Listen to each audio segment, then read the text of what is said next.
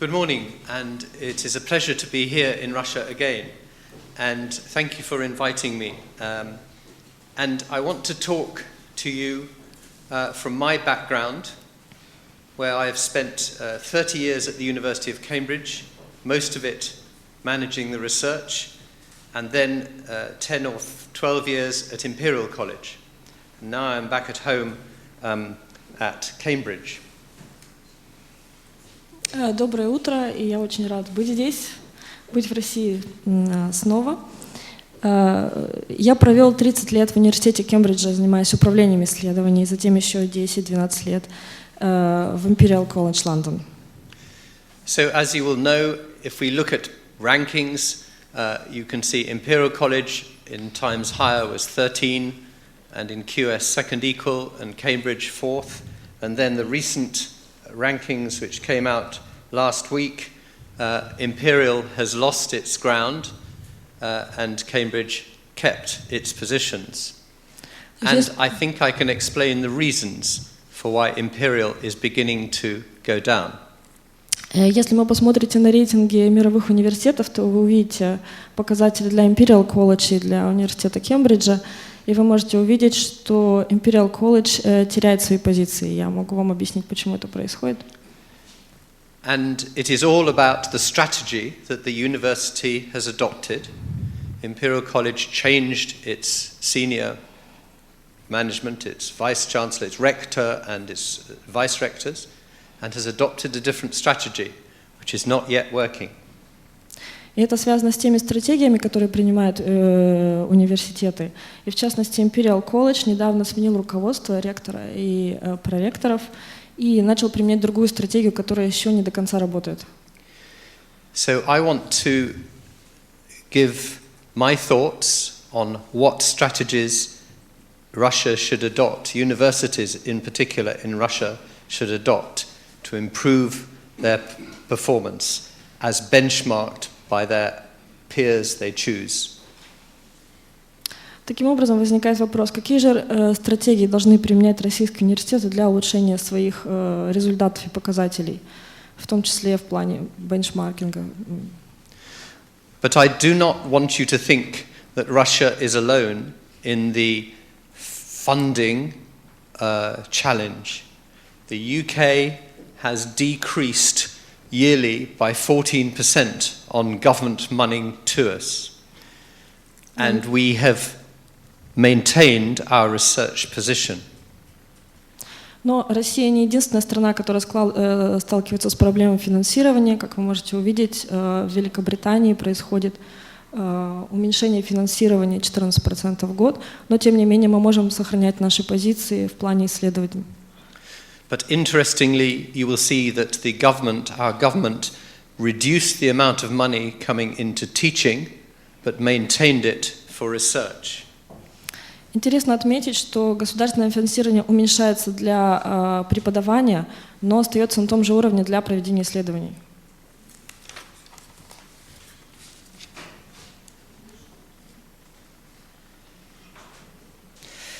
So, we all know that research is becoming more interdisciplinary and more international. We also know that the traditional disciplines do not correspond with the new research programs we have to undertake. And we also know that the way in which funding is offered is across international boundaries. Так как мы все знаем, исследования приобретают все более междисциплинарный характер, становятся все более международными. Кроме того, структуры традиционных дисциплин уже перестают соответствовать новым программам исследования. Кроме того, то, как происходит финансирование в настоящее время, сближает ученых и помогает им преодолеть международные национальные границы. So we have to ensure that our administration and our academics can actually work across discipline boundaries. And the old structures of departments are changing. And we have to allow that flow and interaction.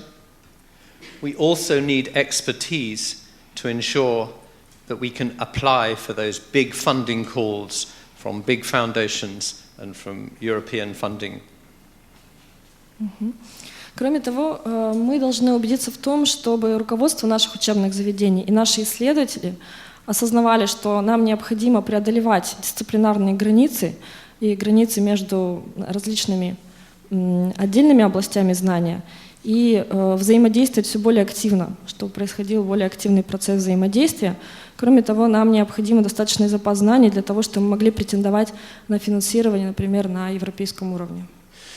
So you have already seen the increase in the number of publications of Russia, and I've mapped them here against some other countries, Brazil, Iran, Netherlands, which have similar quantities.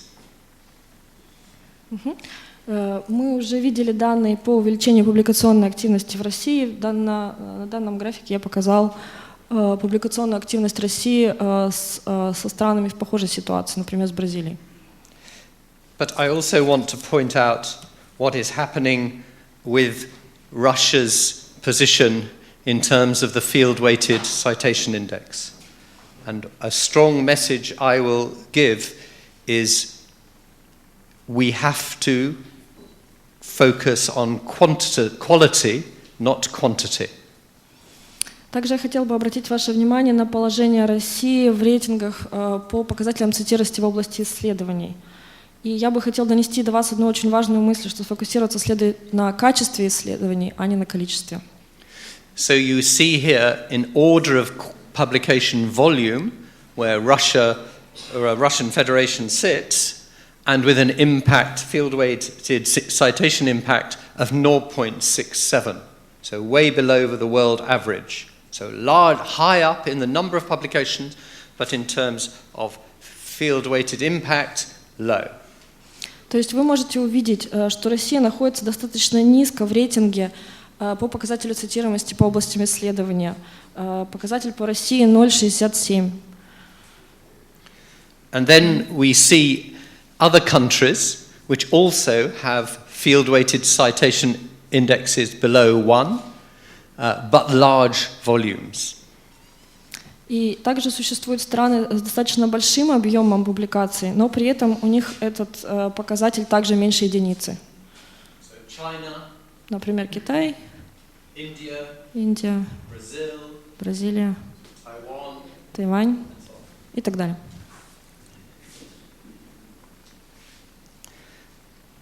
And this shows, the arrows show how over time the field-weighted citation index on the left changes with the share of world population, of world articles.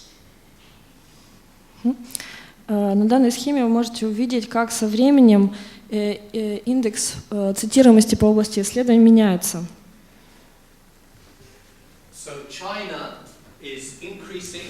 Например, в Китае наблюдается очень большой прирост,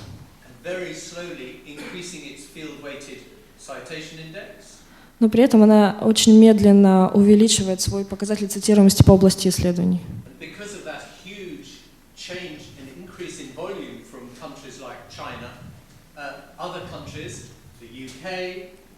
Germany, France, Canada, Italy are decreasing as a share of the population, but still increasing their field-weighted citation index.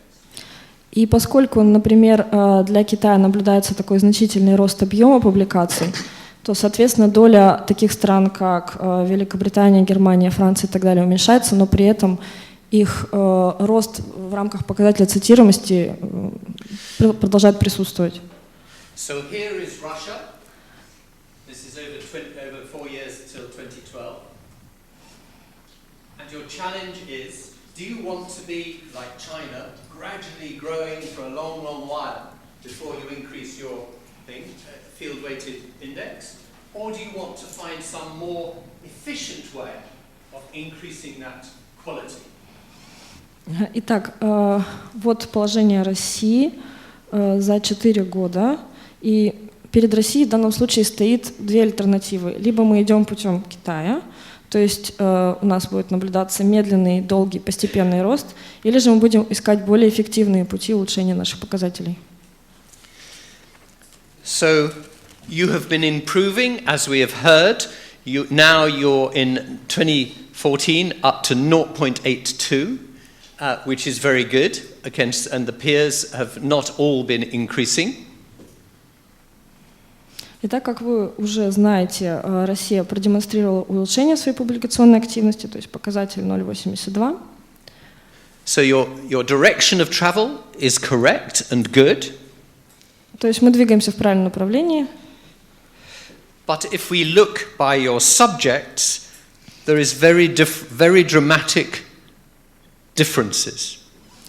So in physics and astronomy, large numbers of publications, but not reaching 1 in the field-weighted citation index. And then medicine, small number of publication, but getting to world average. То есть, если мы посмотрим на разбивку по различным дисциплинам, мы увидим, что между ними существует огромная разница.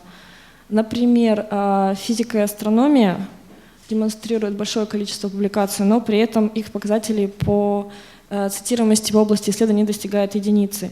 В то же время, например, медицина уже приближается к среднемировому значению.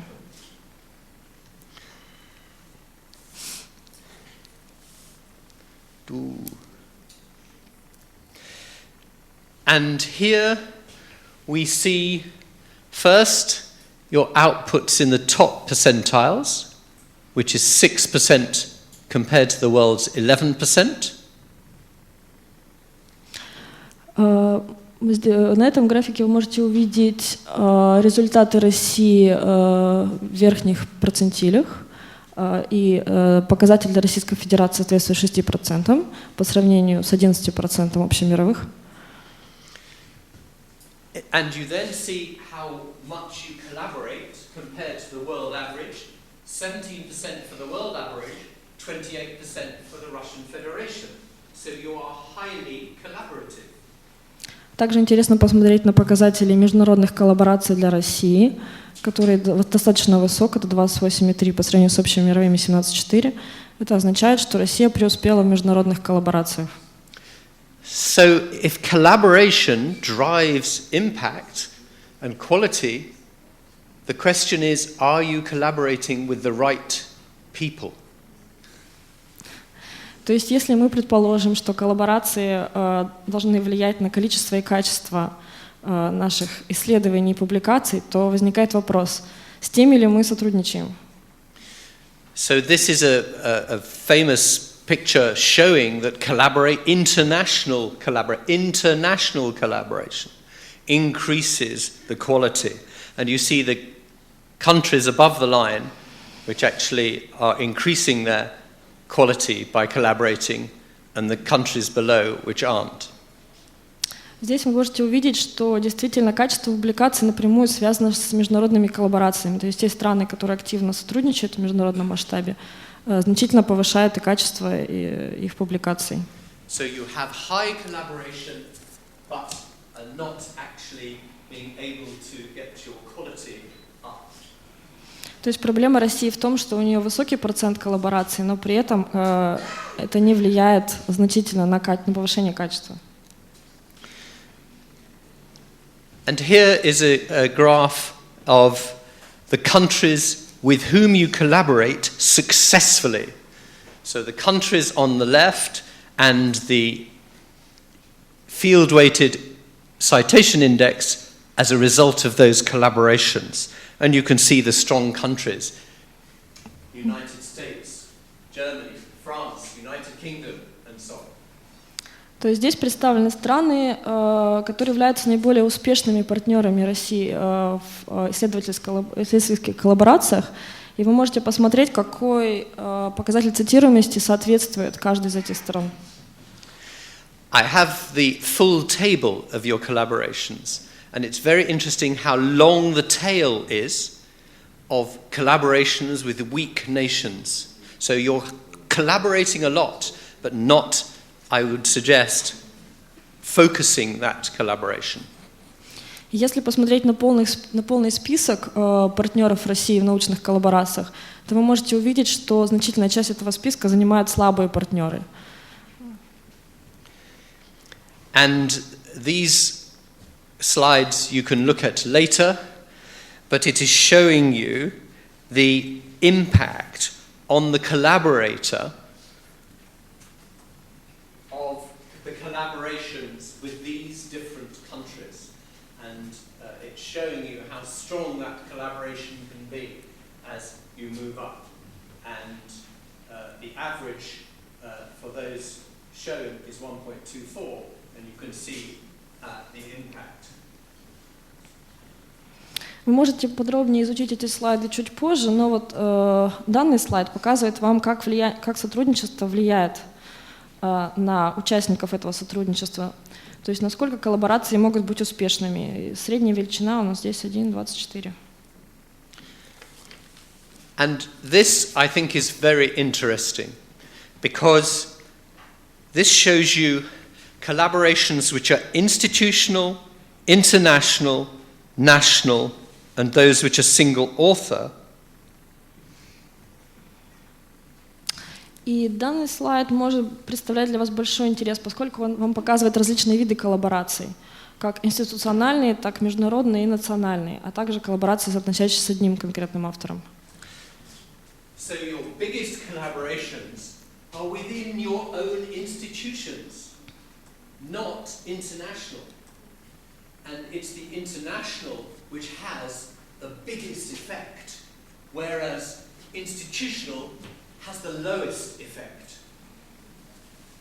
Если вы посмотрите на эти данные, то вы увидите, что коллаборации, которые преобладают для России, это институциональные коллаборации, а не международные. А между тем, именно международные коллаборации оказываются наиболее эффективными, в то время как по статистике институциональные имеют наименьший эффект.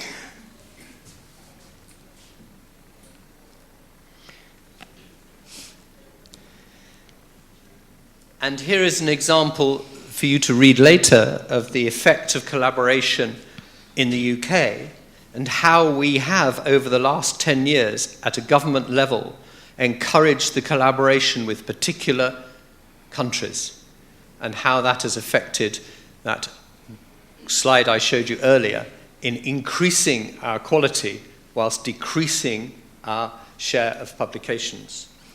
И я приглашаю вас подробнее изучить этот слайд чуть позже. Он показывает вам результаты для Великобритании.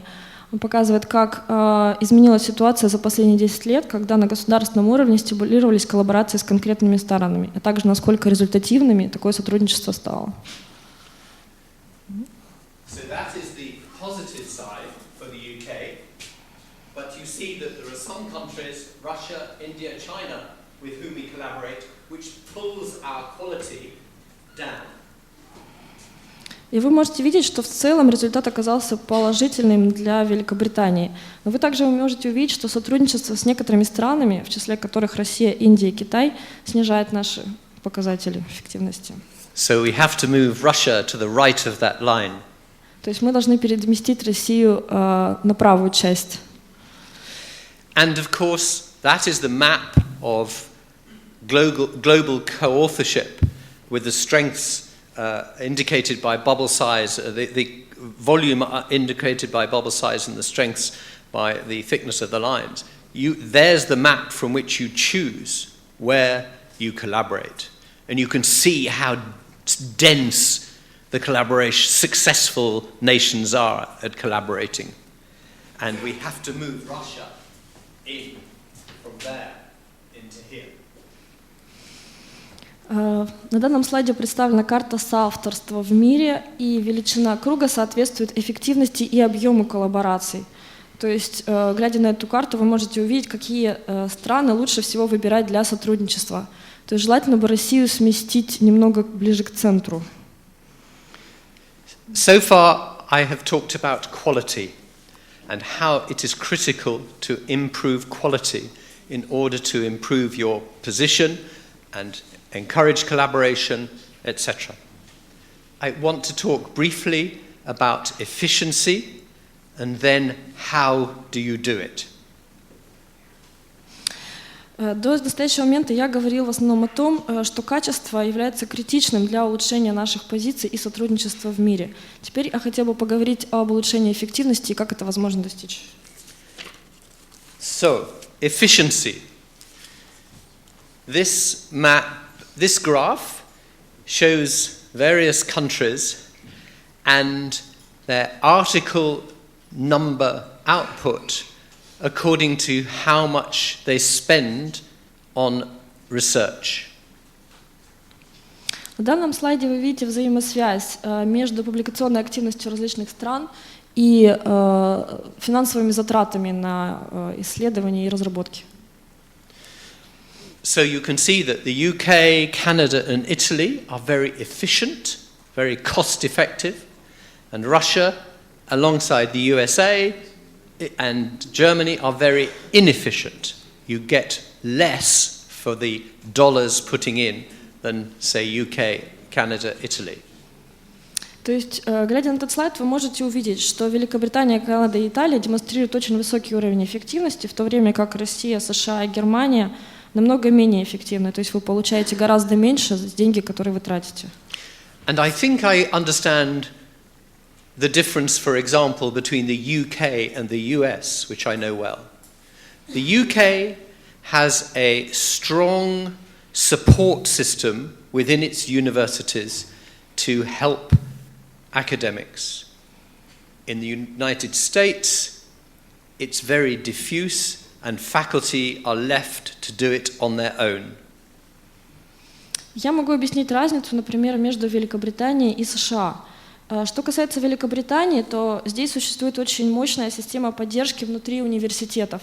Что же касается США, то здесь сотрудники университетов разрознены и фактически предоставлены сами себе. So better in a university to have one expert on Horizon 2020 than having 15 people trying to be experts in different departments. То есть, по факту, в университете лучше иметь одного хорошего эксперта, чем 50 сотрудников, которые пытаются быть хорошими экспертами и раскиданы по различным подразделениям. And this is in terms of quality, so efficiency in terms of quality. So the other was volume output, this is quality output, and again, you see the range of countries. То есть таким образом мы видим, как качество реализуется в плане общей эффективности. Almost my last point now is about collaboration, and it's focusing on what I called mobility, people who move around, academics who move countries to work. И последний момент, на котором я бы хотела остановиться, это сотрудничество в аспекте мобильности. То есть исследователи, которые перемещаются между различными странами.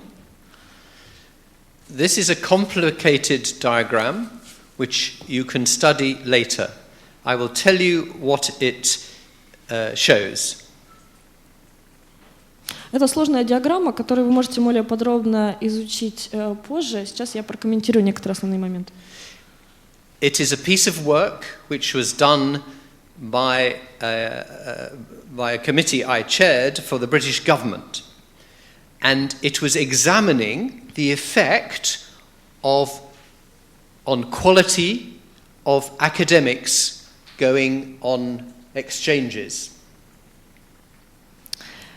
На этом слайде представлены результаты, которые подготовил комитет, который я возглавлял по заказу британского правительства.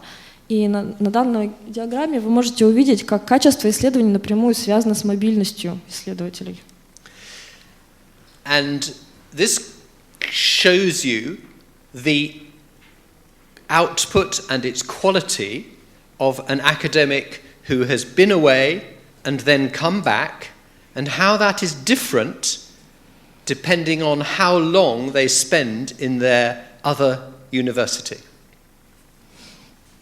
И данная диаграмма показывает вам, насколько сильно зависит результативность и качество исследований для тех ученых, которые ездили в университеты в других странах, вернулись, а также как это зависит от длительности их пребывания в иностранном университете.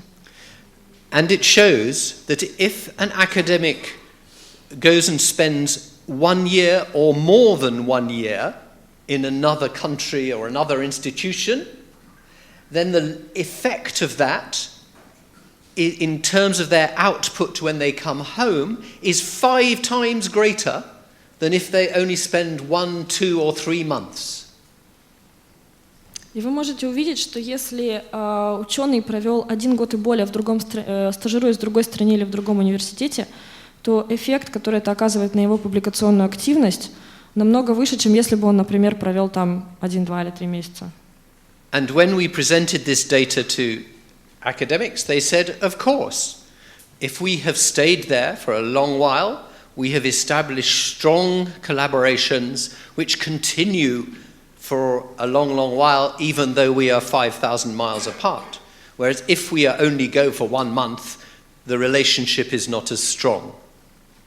И когда мы показали эти данные ученым, они сказали, да, конечно, ведь если вы проведете год и больше, то у вас гораздо больше шансов наладить продуктивное сотрудничество с тем университетом, в котором вы стажируетесь, чем если бы вы, например, там провели всего 1 месяц.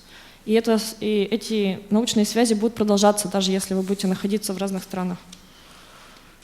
So my last slide is my suggestions of what can be done in Russia. Итак, на последнем слайде мои рекомендации о том, что можно было бы сделать для России.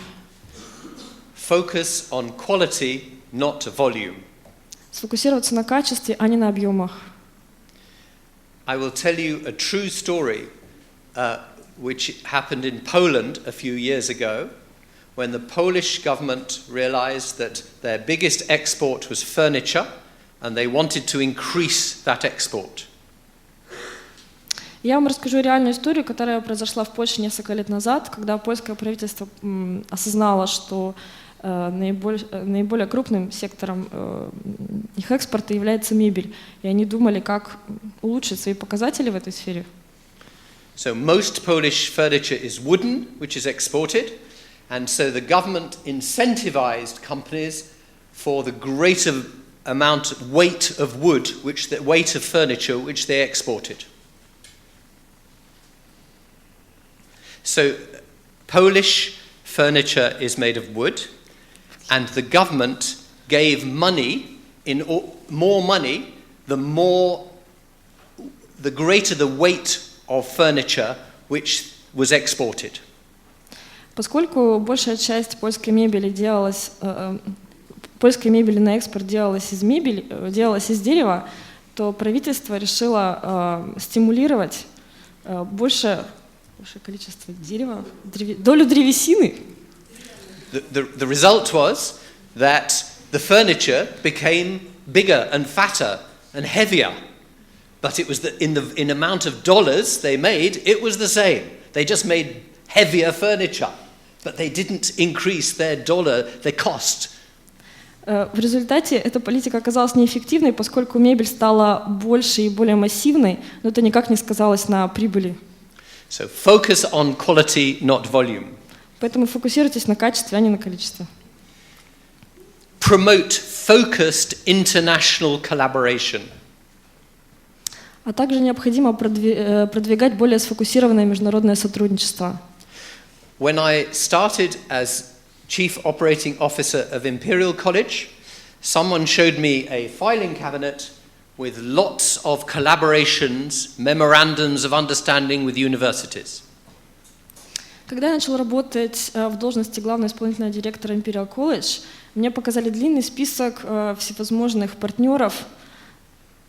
Most of them had just been the result of a very happy journey and exchange. They had nothing inside them, nothing underneath them. Но большинство из этих партнеров не имели никакой ценности, поскольку они были просто результатом удачных командировок и удачного общения.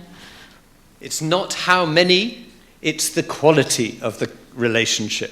То есть важно не количество ваших партнеров, но качество ваших взаимоотношений с ними. Young academics are the lifeblood for your future. Incentivize them. Help them go on exchanges at a PhD level and a postdoc level. Get that movement going. help them and fund them and put money into it, mobility increases and improves quality. Молодые ученые являются основой научного роста, поэтому необходимо обеспечить им всестороннюю поддержку, в том числе и финансовую, а также стимулировать их к большей академической мобильности. PhDs are the lifeblood, the important success. So reward your academics for having more PhDs. In our country, our academics get money for the number of PhD students, and they are penalized if those PhDs take longer than 3 years. They lose money if a PhD student takes more than 3 years. Работа над диссертацией является очень важным фактором повышения эффективности исследований, поэтому необходимо всячески способствовать увеличению количества аспирантов, работающих над диссертациями. И, например, в британских университетах, если работа над диссертацией занимает больше, чем 3 года, то университет за это наказывают. И наоборот, необходимо всячески поощрять различные инициативы при работе над докторскими и кандидатскими диссертациями. Promote that interdisciplinarity. Break down those relationships between departments. At Imperial College, I merged 5 medical schools into Imperial. Imperial was science and engineering, and then overnight we had medicine. Необходимо всячески продвигать междисциплинарные исследования, разрушая барьеры между различными отделениями, например, проводить совместные семинары. И что касается Imperial College, то профессор Грин способствовал тому, чтобы в этот колледж, который в основном специализируется на инженерном деле и технологии, также влились 5 медицинских школ. So I started a seminar series saying, okay, the mechanical engineers have a seminar series every month with the surgeons. And the immunologists have a seminar series with the botanists. And they all said, crazy. But after a few months, they all began to find ways to work across boundaries they never imagined they could. И инициатива, с которой доктор Грин выступил, в частности, было проведение совместных семинаров, которые проходили раз в месяц. Например, инженеры участвовали в семинарах наравне с медиками, и изначально эта идея показалась очень многим безумной, но потом они нашли очень много точек соприкосновения и посчитали этот опыт крайне полезным. Promote that efficiency that I talked about. Ensure that you have central support, not duplicated experts everywhere, so that not every academic is having to cost their proposals and write them all apart from the science, but someone is doing it for them. Support them. Также необходимо продвигать эффективность конкретных ученых. Например, предлагать поддержку именно тем из них, кто имеет наибольший потенциал. And finally, manage your intellectual property. What you are producing in universities is intellectual property. It has a value. You have to find ways to exploit that value. 20 years ago, Imperial College did not have a strong tech transfer exploitation company. Также необходимо управлять своей интеллектуальной собственностью. То, что университет производит, это интеллектуальная собственность. В частности, 20 лет назад Imperial College не имел... не имел своего патентного отдела. Through investing in managing intellectual property and helping academics, although perhaps out of the 100 or 200 spin-out companies which have formed, most fail, 2 or 3 have succeeded. Если заниматься грамотным управлением интеллектуальной собственностью, то это так или иначе приносит результаты. То есть у вас может быть 200 начинаний, но из них только одно или два принесут какие-то значимые результаты.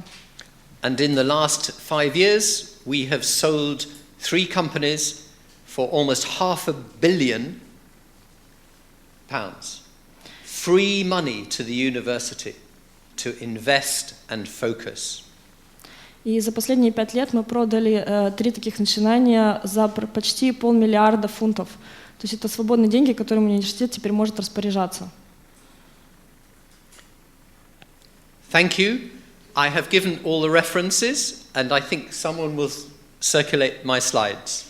Thank you. Благодарю за внимание. Пользуйтесь презентацией и можете переходить по ссылкам, которые здесь указаны, для дополнительной информации.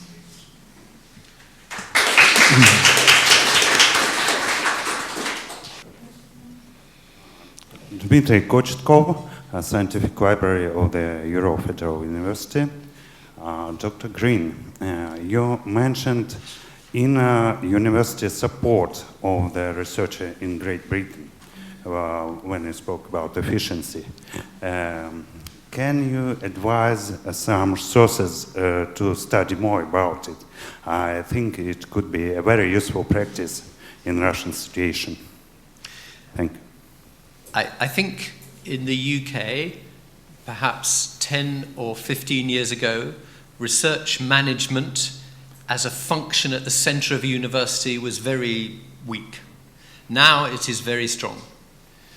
And so at both Imperial and at Cambridge, we have probably 70 or 80 staff in an office which helps an academic put a research proposal together and then submit it, and then change it, and then manage it, which takes the effort from the academic who has to write the scientific case, of course, but he or she does not have to do the costing and the pricing and the equipment costing and the time and the currency changes and all that. That should be done by experts, I suggest, like we have finance experts and human resources experts and so on. Thank you very much. And one more question about strategical experience of the universities in Great Britain. Do universities, British universities, use financial stimulation of the authors of the publications? And if yes, in what way? So I don't know any British university which pays academics for their publications. But we have a research excellency framework, a research assessment exercise, which awards money to universities and to departments within universities according to how strong they are in each subject. And universities always move that money down to the department which earned it. So there is the incentive, not a personal incentive, but an incentive that your department will grow better if you actually do better. A separate point, when you're managing spin-outs and new companies and exploiting new technologies, for example, at Imperial College, the academics are very, very well rewarded if it's successful. So if I created the patent on a particular medical device and it went into production and so on, I could be making 30% of the profits of that. So you have to reward and incentivize people in that way, but not in publications, I suggest.